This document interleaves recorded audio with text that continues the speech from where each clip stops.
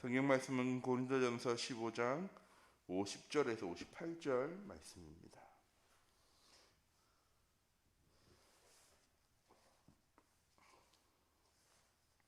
고린도전서 15장 50절에서 58절 말씀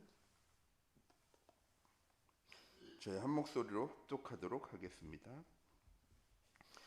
형제들아, 내가 이것을 말하노니 힘과 육은 하나님 나라를 이어받을 수 없고 또한 썩는 것은 썩지 않은 같은 것을 유업으로 받지 못하느니라.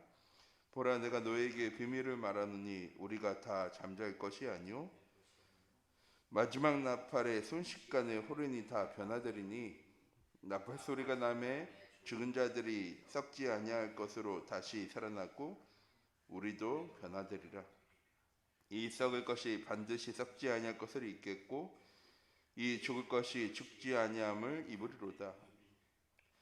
이 썩을 것이 썩지 아니함을 입고 이 죽을 것이 죽지 아니함을 입을 때에는 사망을 삼키고 이기리라고 기록된 말씀이 이루어지리라. 사망아, 너희 승리가 어디 있느냐? 사망아, 내가 쏘는 것이 어디 있느냐? 사망이 쏘는 것은 죄요 죄의 권능은 율법이라.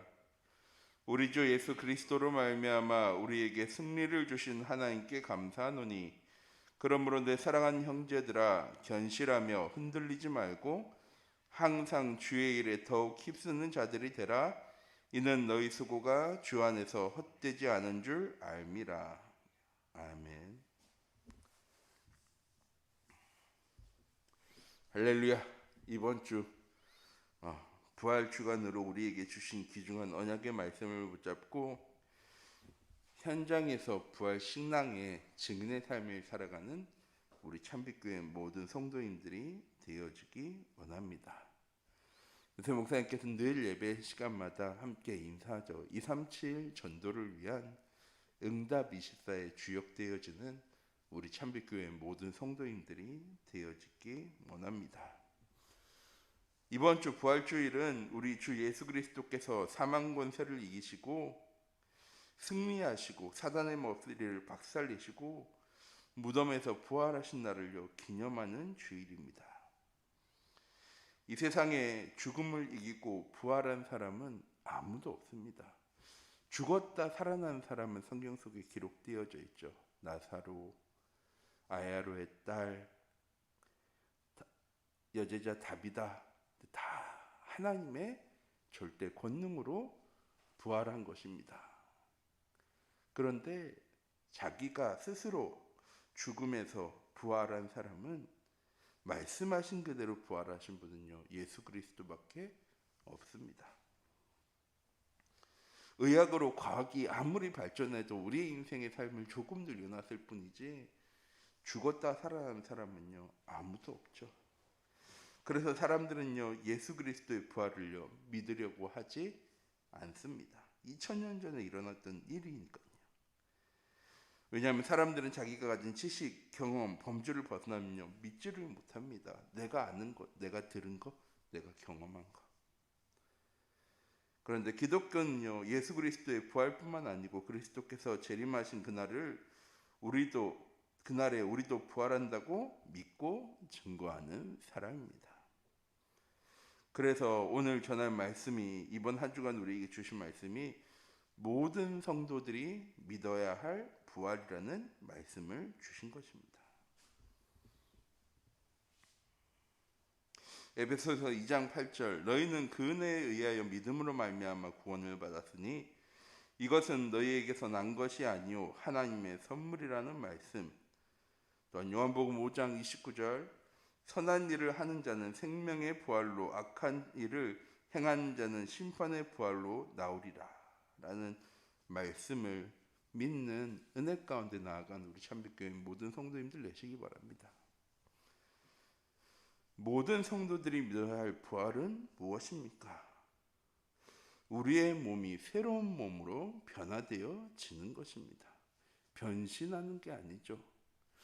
우리의 삶이 육신적인 것의 삶에서 이건 썩어 없어질 것이죠.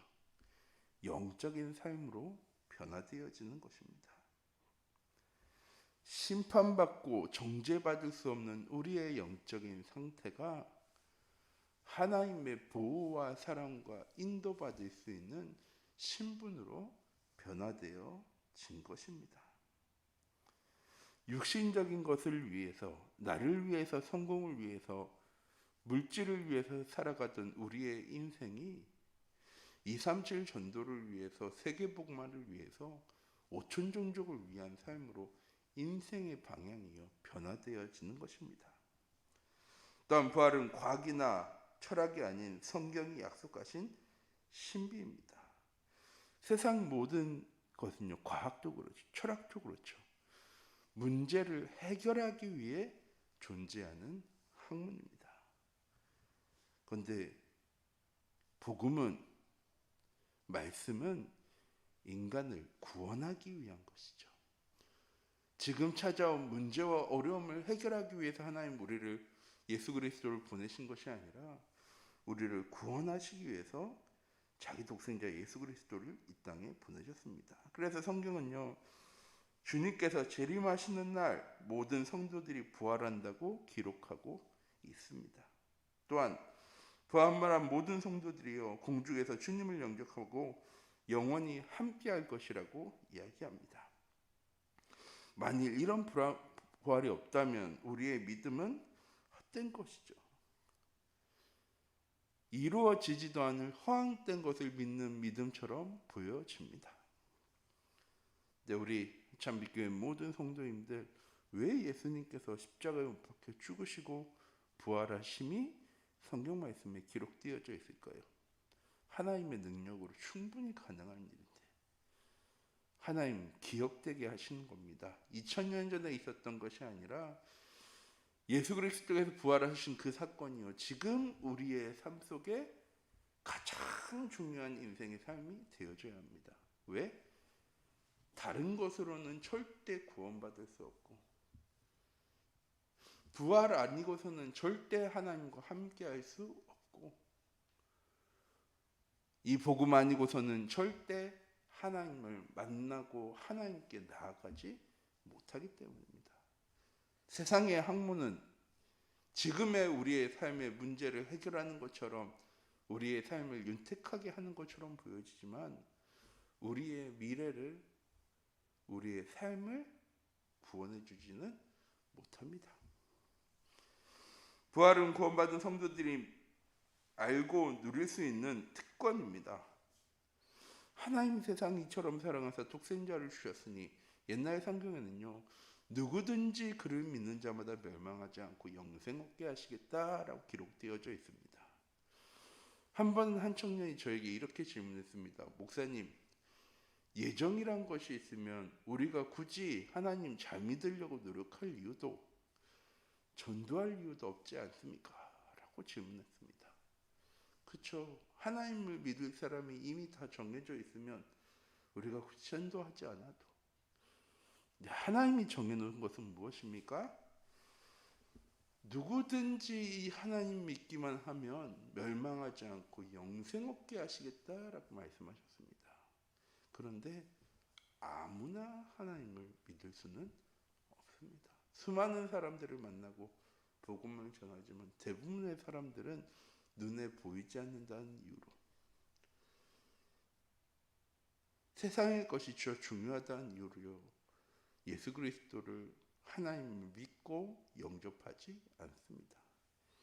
계시록 2장 20절에 누구든지 예수님께서 두드리실 때 마음의 문을 열기만 하면 예수님께서 들어오셔서 그와 더불어 먹고 그는 나와 더불어 살리라 라고 말씀하셨지만, 세상 누구도 그 두드리는 그리스도의 응답에 대답하지 않습니다. 너무나도 감사하게 나는 대답하고 응답받아서 구원받은 하나님의 자녀가 되어진 것입니다. 부활은, 복음은 아무나 알 수 있는 것 아닙니다. 그래서 더 가치 있는 것입니다. 믿는 자만 알 수 있는 것입니다. 또한 이 믿음은 하나님께서 은혜로 주실 때 가능한 것입니다. 그래서 우리 참빛교회 모든 성도님들은 하나님의 은혜를 받은 주의 성도입니다. 하나님의 자녀입니다. 이렇게 모든 성도들이 부활을 믿어야 하는 이유는 무엇입니까? 기독교는, 교회는 착한 일을 많이 하기 위해서, 사회 정의를 외치기 위해서, 능력을 베풀기 위해서 존재하는 것이 아니라 예수 그리스도의 부활을 믿는 사람들이 모이면서 시작되어진 것이기 때문입니다. 사도행전 1장 3절 8절의 언약을 붙잡고 사도행전 1장 14절 15절 함께 모여서 기도할 때 주의 성령 충만함이 임하였습니다. 예수 그리스도께서 십자가에 못 박혀 죽으신 후 따르던 제자들은요 다 뿔뿔이 흩어졌습니다. 흩어졌던 제자들이요 예수의 부활 소식을 듣고 어디에 모였습니까? 감람산의 마가다락방에 다시 모였습니다. 예수님께서는 40일 동안 함께 하시며 제자들에게 하나님의 나라의 일을 말씀해 주셨습니다. 이게 초대교회의 첫 원형 시작이었죠. 또한 초대교회 사도들이 전한 복음은 예수 그리스도의 죽으심과 부활하심입니다. 우리는 하나님 믿었더니 이렇게 성공했어, 하나님 믿었더니 병이 나았어, 하나님 믿었더니 아들이 잘 됐어, 딸이 잘 됐어, 이걸 증거하는 것이 아니고요, 부활하신 그리스도와 그 그리스도를 통해서 우리가 얻게 되어진 구원의 참된 기쁨을 증거하는 것이 전도입니다. 오순절날 베드로의 설교의 핵심이 무엇이었습니까? 십자의 죽으심과 부활하심이었습니다. 초대교회 성도들이, 스데반이 한국의 초대교회, 한국으로 초창기에 왔던 많은 선교사님들이 그 많은 핍박과 어려움과 위기 속에서도 절대 흔들리지 않았던 것은 무엇입니까?